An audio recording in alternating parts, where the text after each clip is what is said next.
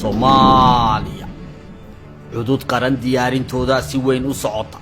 waxay ku soo jeedaan dhulkii ay u dhasheen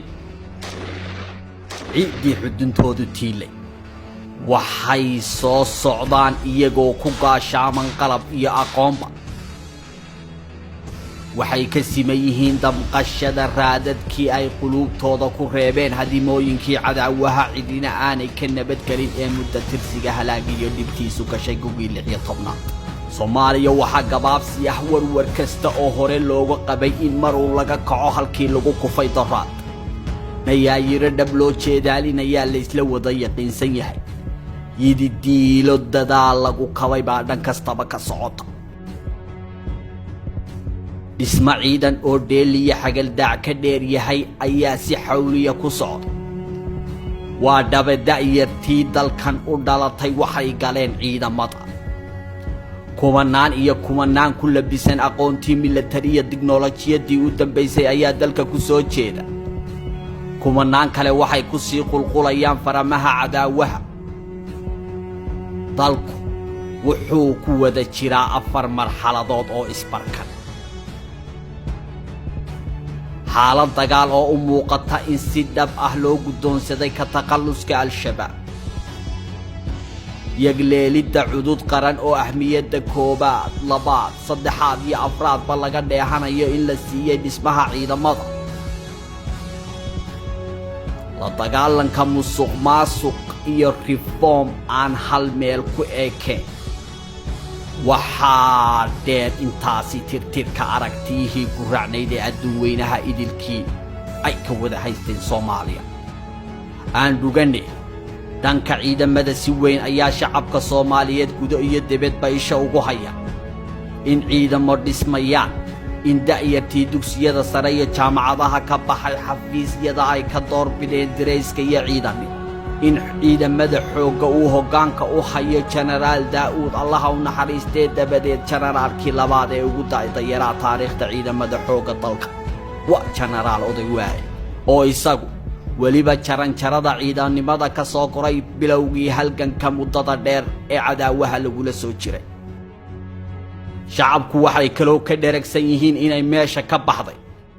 mushahar ciidan laga cunay iyo musuq halakeeyay oo ay taasi bedeshay ciidamo dhab u dhismaaya iyo mushaharaad ciidamada 100% loo kordhiyay waxay kaloo shacabku wada daawanayaan in faramaha cadaawaha guuro laga keenay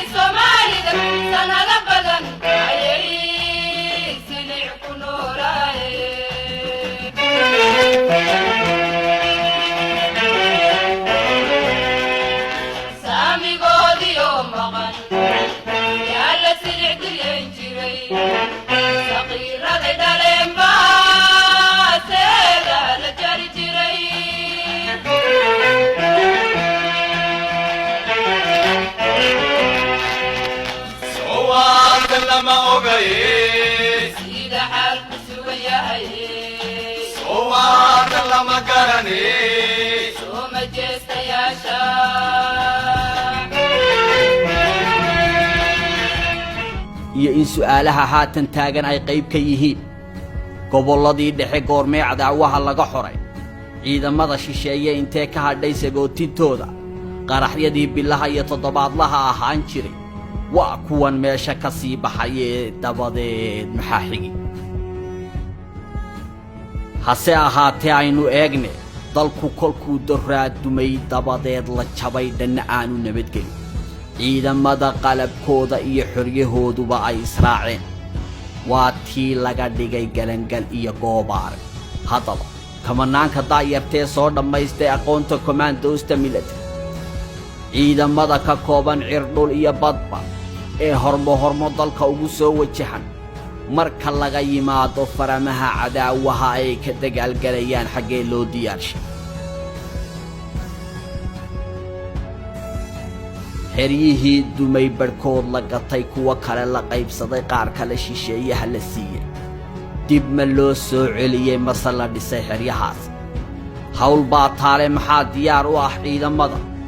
iyaba waa su'aale xaggee bay degi dalku xaalad dagaal buu geli wuuna ku jiraa si cadaawaha dagaalkooda looga biyo keeno iyana waa su'aal kale maxaa u qorshaa cisbitaaladii dumee damdaguugan iyo digaandagaha laga dhigay doraad tani waa caasimadda ummadda Soomaaliyeed ee Muqdisho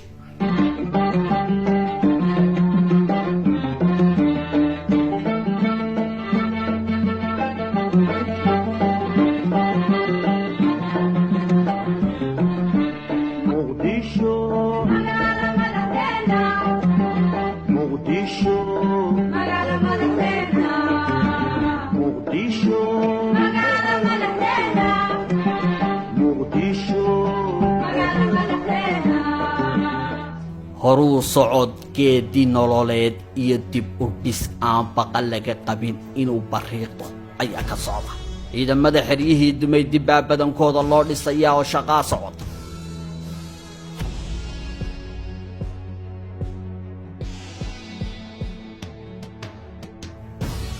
tani waa xeradii dimaayo oo diyaarinteeda waxba aanay ka dhinayn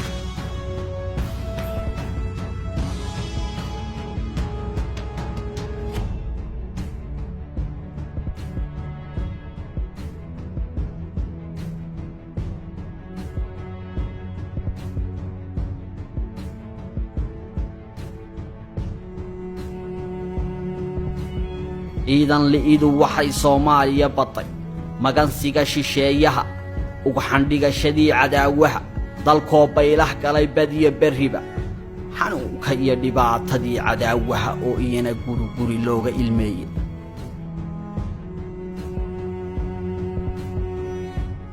waxaynu diiradda wada jir u saari doonaa maxaa ka lilaahiya dib u soo noolaanshaha iyo diiladii naxashka saaran